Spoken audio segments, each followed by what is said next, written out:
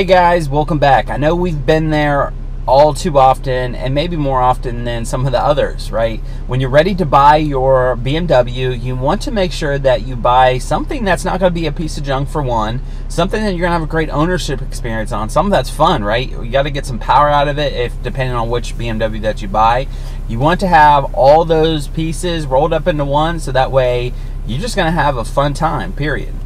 So in this video, I'm going to show you my method that I've done since I bought my first BMW over the 5 years ago. Now, I bought a 2008 BMW 335i with 92,000 miles 5 years ago. That was a high mileage car, and of course at a time period when a lot of people, a lot of hype as far as N54 goes. Well, at 156,000 miles right now, I have to say this car has been great to own. Yeah, it's had some stuff pop up, but I've done all the repairs on this car right here on this channel. So of course you can check out my DIY playlist. There's a lot of other things outside of DIYs that I've either done or looked further into and shared off to you guys on this channel, as far as, you know, things that do go wrong in this car, and some preventative maintenance is definitely going to be key. And I've been doing a lot of preventative maintenance. My ownership experience has been great, and I want to share that philosophy as far as what I looked for when I got this car over 5 years ago. So we're going to go ahead and roll with that video right now. So the first thing that you're going to want to do, and this is what I use. So I use Cars.com. You can use the mobile app, or you can just go to Cars.com on your internet browser. But you know, this is where you're going to hone in on which BMW that you want. So let's say we want to do pre-LCI, right? 2007, 2008, 335i. So 26 cars, you know, came up. So here's where you're going through. So that's a base model again, hint the wheels, base model, and then, oh, here's a sport package one, you know, 10 grand, not too bad, 84,000 miles. It's all right deal, right? So this is what you want to further look into. Like, all right, you know, you may be into silver. All right, let's check around. Looks good from the pictures. Let's look at the interior. Oh, no. No, gray interior is just terrible. I think that's the worst color ever. All right, so you're like, you know what? Let me go try a different car. Let's look at like the F30.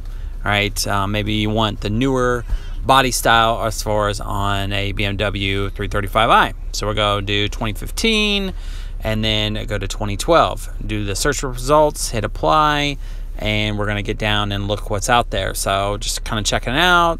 Got one local to me at Toy Barn.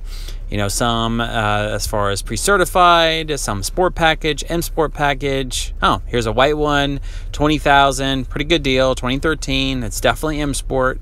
So you got the M Sport there. If you're looking for, of course, for the four-door, you know, 335i, great interior. And then once you're done with that, we'll go to the next step.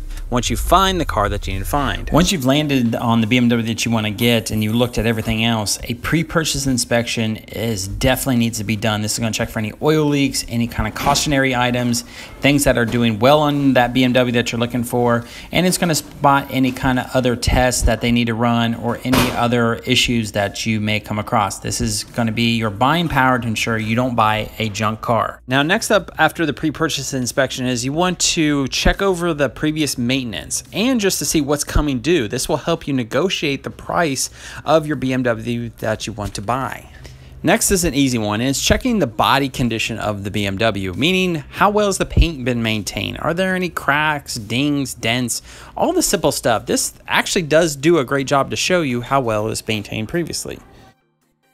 You know, at the end of the day, having a well-maintained BMW when you purchase it and being able to drive it home and drive it every single day is the make it or break it as far as a great ownership experience when you have a BMW. That's the biggest point as far as I always try to instill in you guys. Have fun with your BMW, take care of it, of course, and it will take care of you.